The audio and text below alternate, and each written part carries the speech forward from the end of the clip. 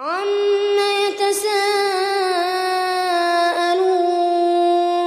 عَنِ النَّبَإِ الْعَظِيمِ الَّذِي هُمْ فِيهِ مُخْتَلِفُونَ كَلَّا سَيَعْلَمُونَ ثُمَّ كَلَّا سَيَعْلَمُونَ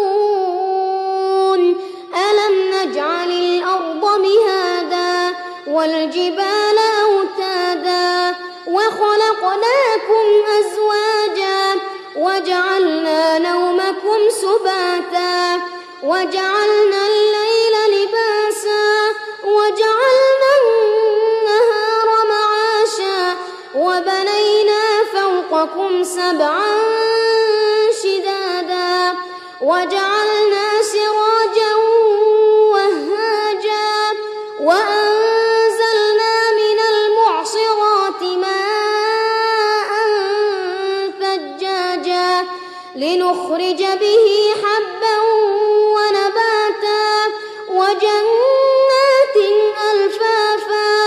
إِنَّ يَوْمَ الْفَصْلِ كَانَ مِيقَاتًا يَوْمَ يُنفَخُ فِي الصُّورِ فَتَأْتُونَ أَفْوَاجًا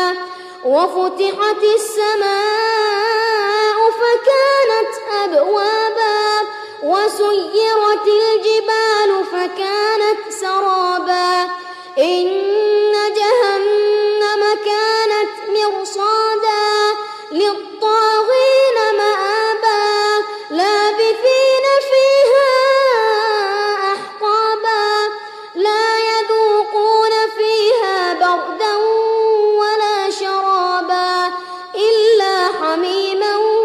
وَغَسَّاقًا جَزَاءً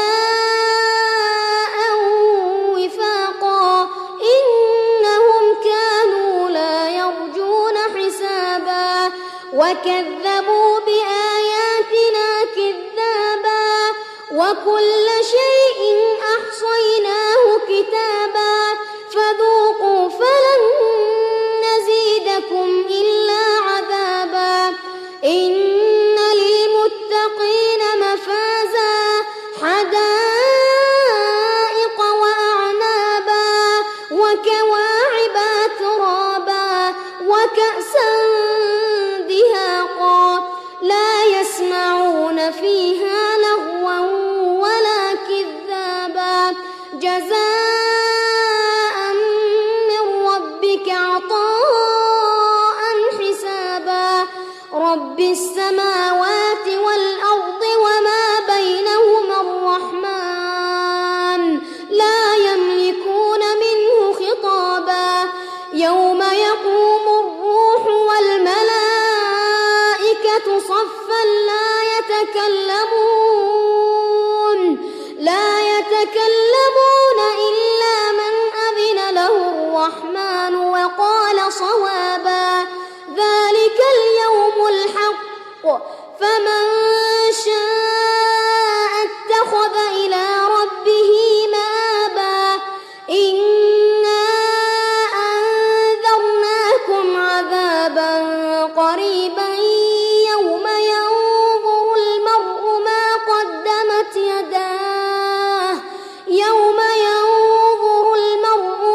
قَدَّمَتْ يَدَاهُ وَيَقُولُ الْكَافِرُ يَا لَيْتَنِي كُنتُ تُرَابًا وَالنَّازِعَاتِ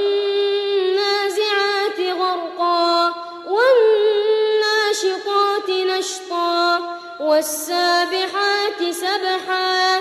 فَالسَّابِقَاتِ سَبْقًا فَالْمُدَبِّرَاتِ أَمْرًا يَوْمَ تَرْجُفُ الرَّاجِفَةُ تَتْبَعُهَا الرَّادِفَةُ قُلُوبٌ يَوْمَئِذٍ وَاجِفَةٌ أَبْصَارُهَا خَاشِعَةٌ يَقُولُونَ أَإِنَّا لَمَرْدُودُونَ فِي الْحَافِرَةِ أَإِذَا كُنَّا عِظَامًا نَّخِرَةً قَالُوا تِلْكَ إِذًا كَرَّةٌ خَاسِرَةٌ فَإِنَّمَا هِيَ زَجْرَةٌ واحدة فَإِذَا هُم بِالسَّاهِرَةِ هَلْ أَتَاكَ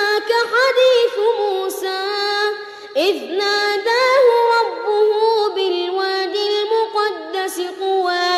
اذهب إلى فرعون إنه طغى فقل هل لك إلى أن تزكى وأهديك إلى ربك فتخشى فأراه الآية الكبرى فكذب وعصى ثم أدبر يسعى فحشر فنادى فقال أنا ربكم الأعلى فأخذه الله نكال الآخرة والأولى إن في ذلك لعبرة لمن يخشى أأنتم أشد خلقا أم السماء بناها رفع سمكها فسواها وأغطش ليلها وأخرج ضحاها والأرض بعد ذلك دحاها أخرج منها ماءها ومرعاها والجبال أرساها متاعا لكم ولأنعامكم فإذا جاءت الطامة الكبرى يوم يتذكر الإنسان ما سعى وبرزت الجحيم لمن يرى فأما من طغى وآثر الحياة الدنيا فإن الجحيم هي المأوى وأما من خاف مقام ربه ونهى النفس عن الهوى فإن الجنة هي المأوى يسألونك عن الساعة أيان مرساها فيما أنت من ذكراها إلى ربك منتهاها إنما أنت منذر من يخشاها كأنهم يوم يرونها لم يلبثوا إلا عشية أو ضحاها عبس وتولى أن جاءه الأعمى وما يدريك لعله يزكى أو يذكر فتنفعه الذكرى أما من استغنى فأنت له تصدى وما عليك ألا يزكى وأما من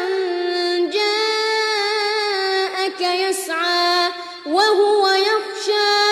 فأنت عنه تلهى كلا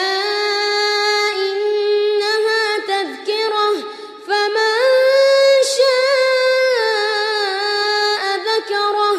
في صحف مكرمة مرفوعة مطهرة بأيدي سفرة كرام بررة قتل الإنسان ما أكفره من أي شيء خلقه من نطفة خلقه فقدره ثم السبيل يسره ثم أماته فأقبره ثم إذا شاء أنشره كلا لما يقض ما أمره فلينظر الإنسان إلى طعامه أنا صببنا الماء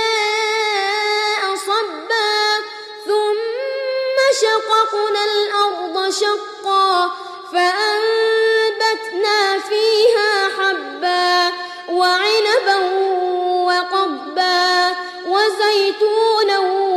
ونخلا وحدائق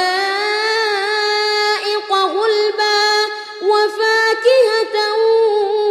وأبا متاعا لكم ولأنعامكم فإذا جاءت الصاخة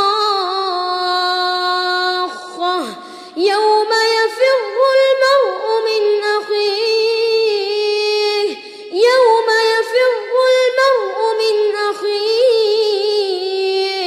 وأمه وأبيه وصاحبته وبنيه لكل امرئ منهم يومئذ شأن يغنيه وجوه يومئذ مسفرة ضاحكة مستبشرة ووجوه يومئذ عليها غبرة ترهقها قترة أولئك هم الكفرة الفجرة إذا الشمس كورت وإذا النجوم انكدرت وإذا الجبال سيرت وإذا العشار عطلت وإذا الوحوش حشرت وإذا البحار سجرت وإذا النفوس زوجت وإذا الموءودة سئلت بأي ذنب قتلت وإذا الصحف نشرت وإذا السماء كشطت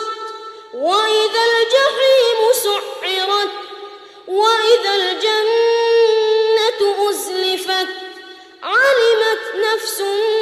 ما أحضرت فلا أقسم بالخنس الجوار الكنس والليل إذا عسعس والصبح إذا تنفس إنه لقول رسول كريم ذي قوة عند ذي العرش مكين مطاع ثم أمين وما صاحبكم بمجنون ولقد رآه بالأفق المبين وما هو على الغيب بضنين وما هو بقول شيطان رجيم فأين تذهبون إن هو إلا ذكر للعالمين لمن شاء منكم أن يستقيم وما تشاءون إلا أن يشاء الله رب العالمين إذا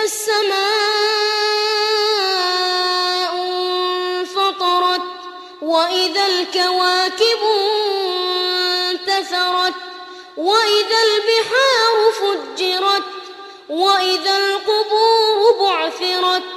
علمت نفس ما قدمت وأخرت يا أيها الإنسان ما غرك بربك الكريم الذي خلقك فسواك فعدلك في أي صورة ما شاء ركبك كلا بل تكذبون بالدين وإن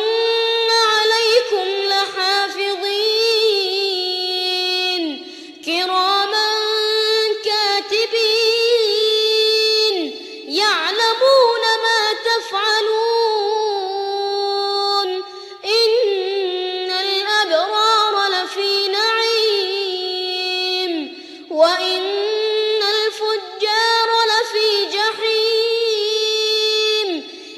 يصلونها يوم الدين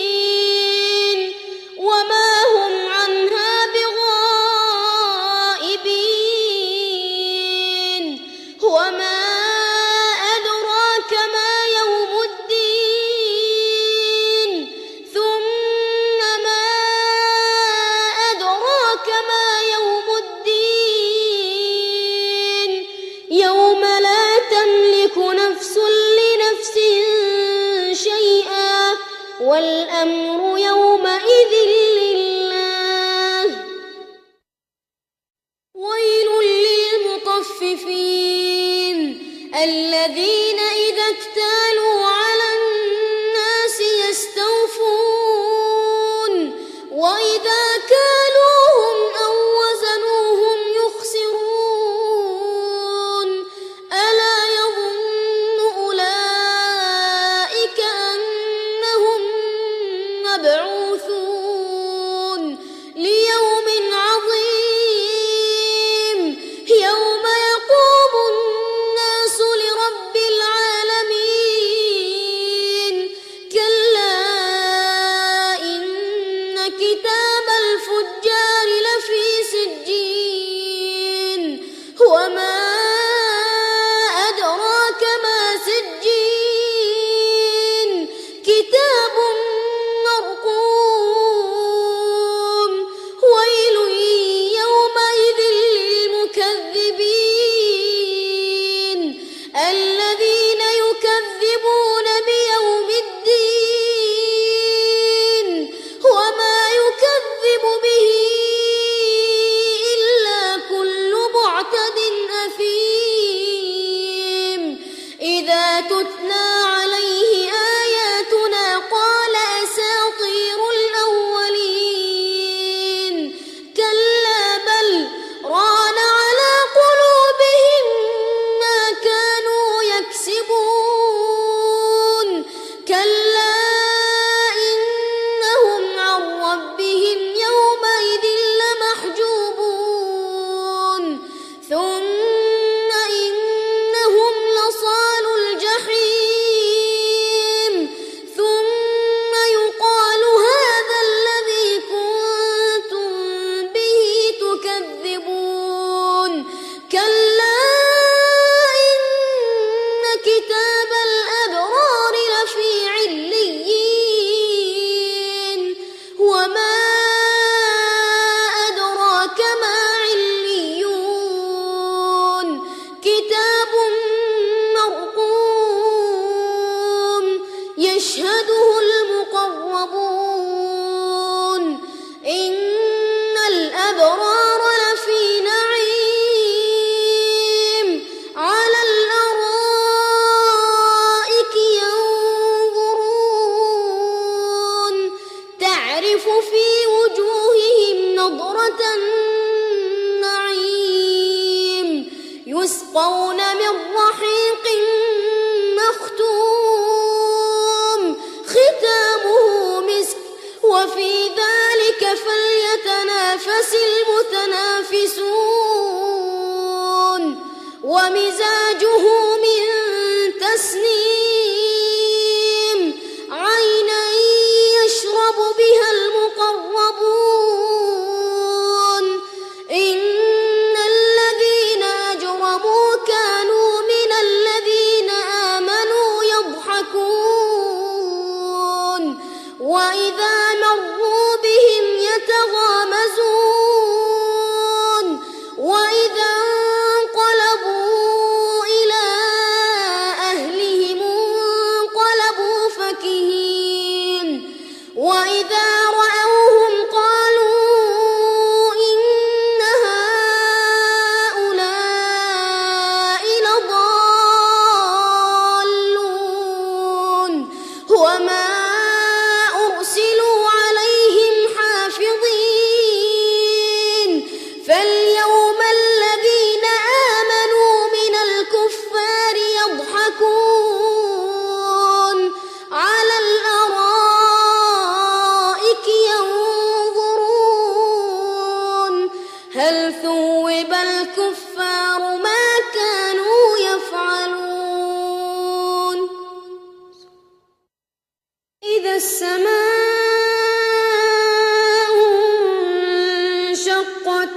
وأذنت لربها وحقت وإذا الأرض مدت وألقت ما فيها وتخلت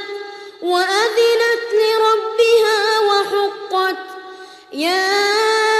أيها الإنسان إنك كادح إلى ربك كدحا فملاقيه فأما من أوتي كتابه بيمينه فسوف يحاسب حسابا يسيرا وينقلب إلى أهله مسرورا وأما من أوتي كتابه وراء ظهره فسوف يدعو ثبورا ويصلى سعيرا إنه كان في أهله مسرورا إنه ظن أن لن يحور بلى إن ربه كان به بصيرا فلا أقسم بالشفق والليل وما وسق والقمر إذا اتسق لتركبن طبقا عن طبق فما لهم لا يؤمنون وإذا قرئ عليهم القرآن لا يسجدون بل الذين كفروا يكذبون والله أعلم بما يوعون فبشرهم بعذاب أليم إلا الذين آمنوا وعملوا الصالحات لهم أجر غير ممنون والسماء ذات البروج واليوم الموعود وشاهد ومشهود قتل أصحاب الأخدود النار ذات الوقود إذ هم عليها قعود وهم على ما يفعلون بالمؤمنين شهود وما نقموا منهم إلا أن يؤمنوا بالله العزيز الحميد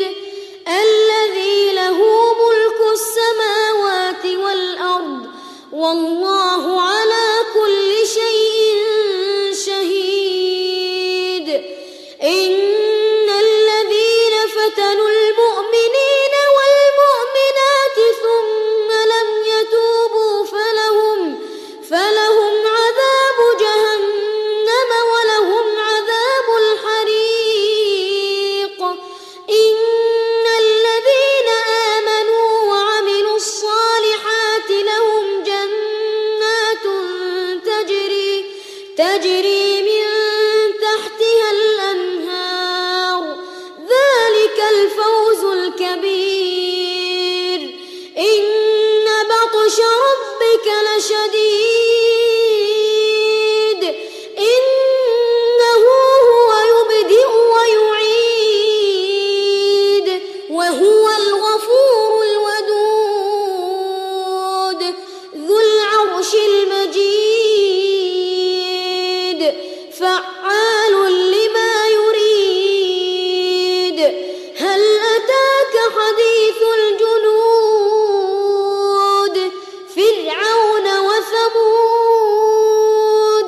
بل الذين كفروا في تكذيب والله من ورائهم محيط بل هو قرآن مجيد في لوح محفوظ والسماء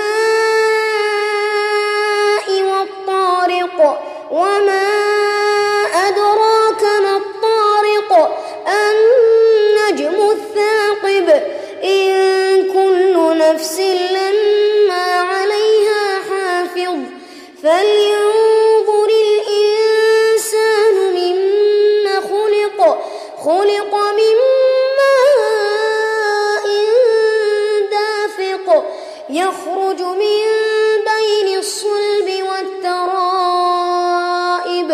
إنه على رجعه لقادر يوم تبلى السرائر فما له من قوة ولا ناصر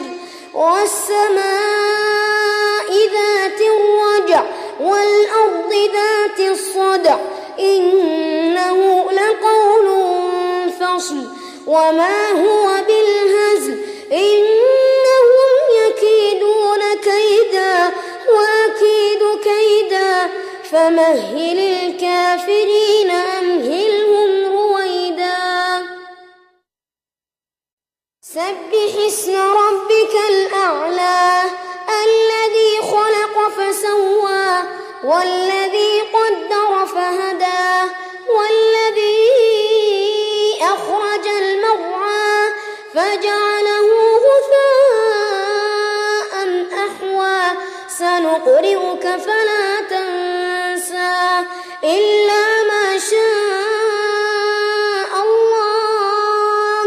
إنه يعلم الجهر وما يخفى ونيسرك لليسرى فذكر إن نفعت الذكرى سيذكر من يخشى ويتجنبها الأشقى الذي يصلى النار الكبرى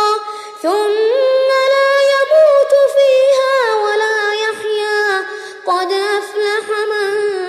تزكى وذكر اسم ربه فصلى بل تؤثرون الحياة الدنيا والآخرة خير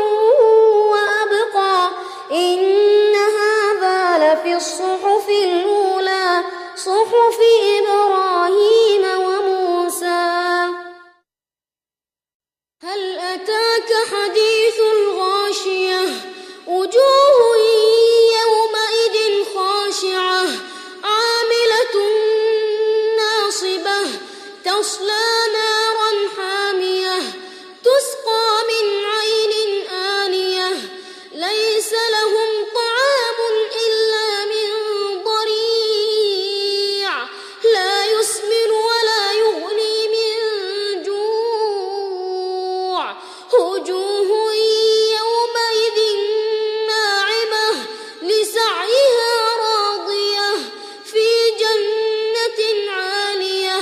لا تسمع فيها لاغية فيها عين جارية فيها سرر مرفوعة وأكواب موضوعة ونمارق مصفوفة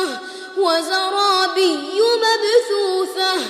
أفلا ينظرون إلى الإبل كيف خلقت وإلى السماء كيف رفعت وإلى الجبال كيف نصبت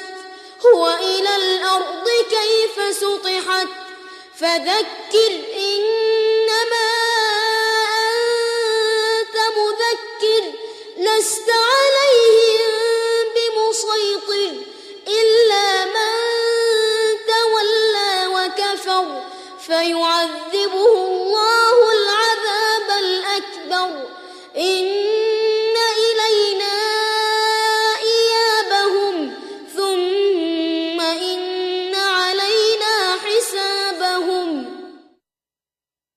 والفجر وليال عشر والشفع والوتر والليل إذا يسر هل في ذلك قسم لذي حجر ألم تر كيف فعل ربك بعاد إرم ذات العماد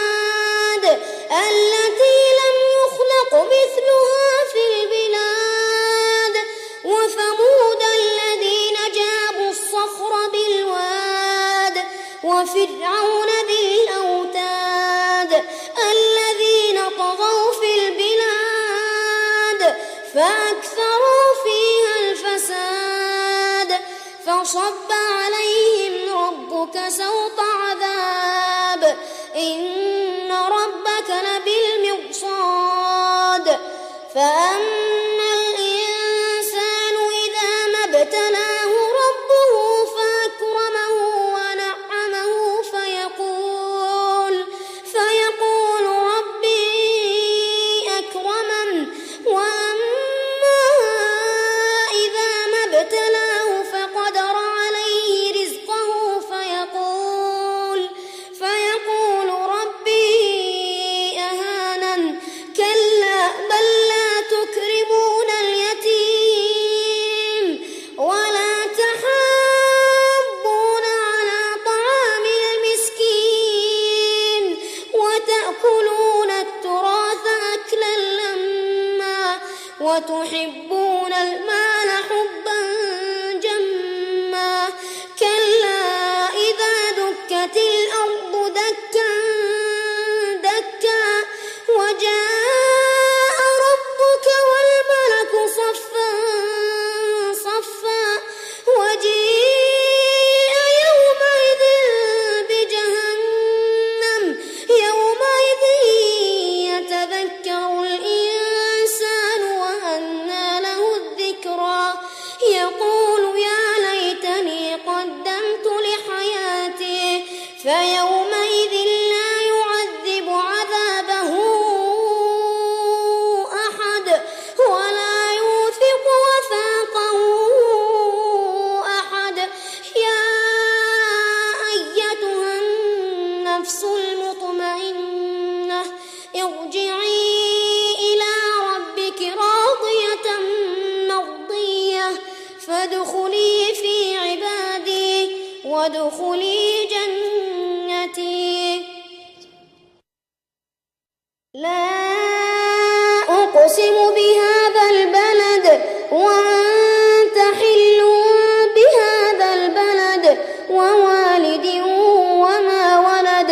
لقد خلقنا الإنسان في كبد أيحسب أن لن يقدر عليه أحد يقول أهلكت مالا لبدا أيحسب أن لم يره أحد ألم نجعل له عينين ولسانا وشفتين وهديناه النجدين فلاقتحم العقبة وما أدراك ما العقبة فك رقبة أو إطعام في يوم ذي مسغبة يتيما ذا مقربة أو مسكينا ذا متربة ثم كان من الذين آمنوا وتواصوا بالصبر وتواصوا بالمرحمة أولئك أصحاب الميمنة والذين كفروا بآياتنا هم أصحاب المشأمة عليهم نار مؤصدة والشمس وضحاها والقمر إذا تلاها والنهار إذا جلاها والليل إذا يغشاها والسماء وما بناها والأرض وما طحاها ونفس وما سواها فألهمها فجورها وتقواها قد أفلح من زكاها وقد خاب من دساها كذبت ثمود بطغواها إذ انبعث أشقاها فقال لهم رسول الله ناقة الله وسقياها فكذبوه فعقروها فدمدم عليهم ربهم بذنبهم فسواها ولا يخاف عقباها والليل إذا يغشى والنهار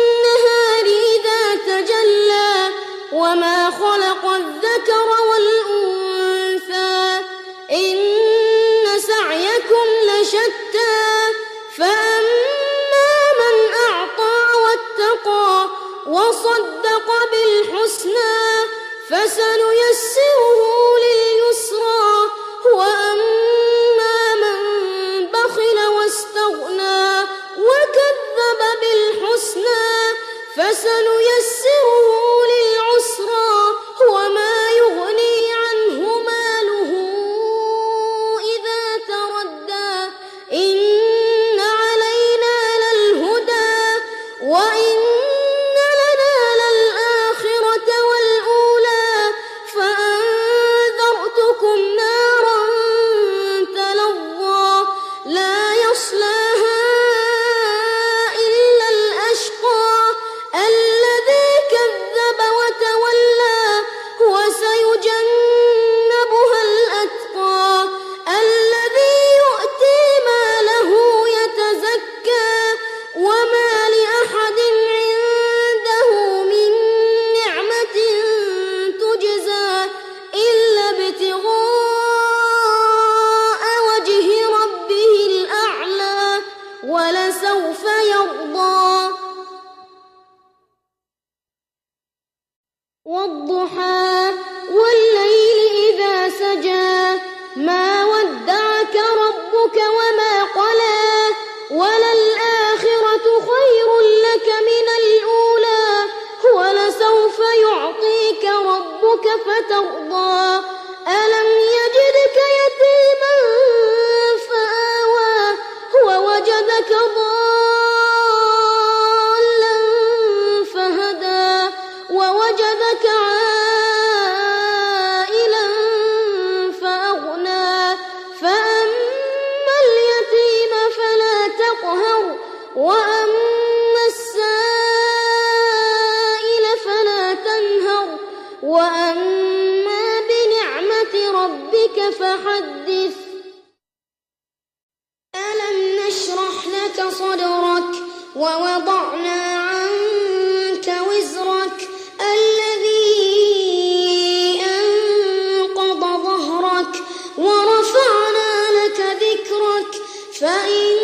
مع العسر يسرا إن مع العسر يسرا فإذا فرغت فانصب وإلى ربك فارغب والتين والزيتون وطور سينين وهذا البلد الأمين لقد خلقنا الإنسان في أحسن تقويم ثم رددناه أسفل سافلين إلا الذين آمنوا وعملوا الصالحات فلهم أجر غير ممنون فما يكذبك بعد بالدين أليس الله بأحكم الحاكمين اقرأ باسم ربك الذي خلق خلق الإنسان من علق اقرأ وربك الأكرم الذي علم بالقلم علم الإنسان ما لم يعلم كلا إن الإنسان ليطغى أن رآه استغنى إن إلى ربك الرجعى أرأيت الذي ينهى عبدا إذا صلى أرأيت إن كان على الهدى أو أمر بالتقوى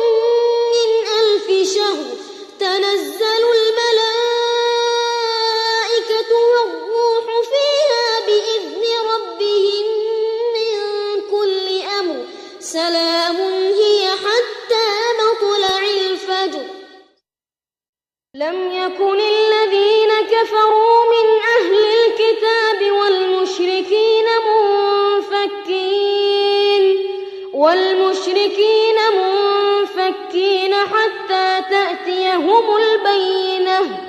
رسول من الله يتلو صحفا مطهرة فيها كتب قيمة وما تفرق الذين أوتوا الكتاب إلا من بعد ما جاءتهم البينة وما أمروا إلا ليعبدوا الله مخلصين له الدين حنفاء ويقيموا الصلاة ويؤتوا الزكاة وذلك دين القيمة إن الذين كفروا من أهل الكتاب والمشركين في نار جهنم خالدين فيها أولئك هم شر البرية إن الذين آمنوا وعملوا الصالحات أولئك هم خير البرية جزاؤهم عند ربهم جنات عدن تجري من تحتها الأنهار خالدين فيها أبدا رضي الله عنهم ورضوا عنه ذلك لمن خشي ربه إذا زلزلت الأرض زلزالها وأخرجت الأرض أثقالها وقال الإنسان ما لها يومئذ تحدث أخبارها بأن ربك أوحى لها يومئذ يصدر الناس أشتاتا ليروا أعمالهم فمن يعمل مثقال ذرة خيرا يره ومن يعمل مثقال ذرة شرا يره والعاديات ضبحا فالموريات قدحا فالمغيرات صبحا فأثرن به نقعا فوسطن به جمعا إن الإنسان لربه لكنود وإنه على ذلك لشهيد وإنه لحب الخير لشديد أفلا يعلم إذا بعثر ما في القبور وحصل ما في الصدور إن ربهم بهم يومئذ لخبير القارعة ما القارعة وما أدراك ما القارعة يوم يكون الناس كالفراش المبثوث وتكون الجبال كالعهن المنفوش فأما من ثقلت موازينه فهو في عيشة راضية وأما من خفت موازينه فأمه هاوية وما أدراك ما هي نار حامية ألهاكم التكاثر حتى زرتم المقابر كلا سوف تعلمون ثم كلا سوف تعلمون كلا لو تعلمون علم اليقين لترون الجحيم ثم لترونها عين اليقين ثم لتسألن يومئذ عن النعيم والعصر إن الإنسان لفي خسر إلا الذين آمنوا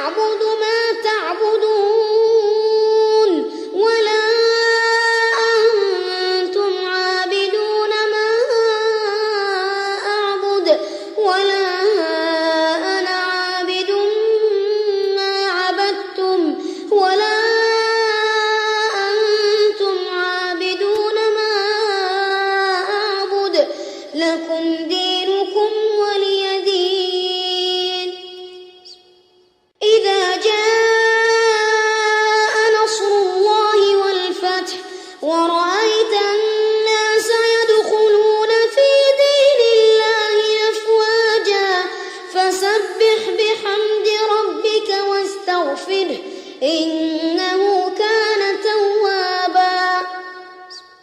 تبت يدا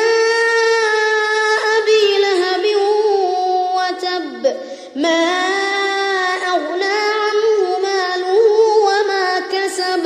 سيصلى نارا ذات لهب وامرأته حمالة الحطب في جيدها حبل من مسد. قل هو الله أحد الله الصمد لم يلد ولم يولد ولم يكن له كفوا أحد. قل أعوذ برب الفلق من شر ما خلق ومن شر غاسق إذا وقب ومن شر النفاثات في العقد ومن شر حاسد إذا حسد. قل أعوذ برب الناس ملك الناس إله الناس من شر الوسواس الخناس الذي يوسوس في صدور الناس من